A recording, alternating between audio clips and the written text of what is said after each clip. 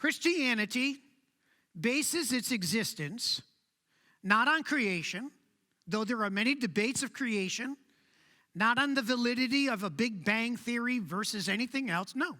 The entire Christian faith bases its validity and its foundation on the death and resurrection, specifically the resurrection of Jesus.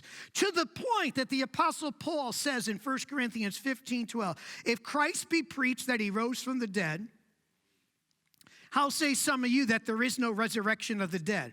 If there is no resurrection of the dead, then is Christ not risen? And if Christ isn't risen, then our preaching is in vain and your faith is in vain and we are false witnesses. If Jesus doesn't raise from the dead, look at the disciples in the 3 days and 3 nights. What did they do? They went back to fishing. All hope was gone.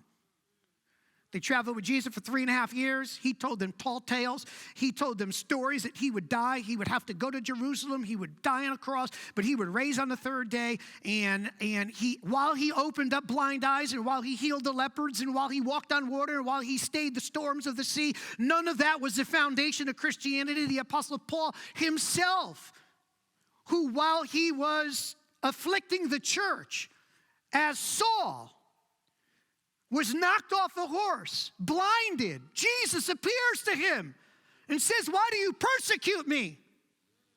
He's blinded, goes to Agabus' house. There, he is opened, his eyes are opened by the laying on of hands. Never does he say that his testimony and his preaching is based on Jesus meeting him and blinding him and knocking him off a horse. Because Christianity isn't based on an experience, it's based on a fact. The tomb is empty.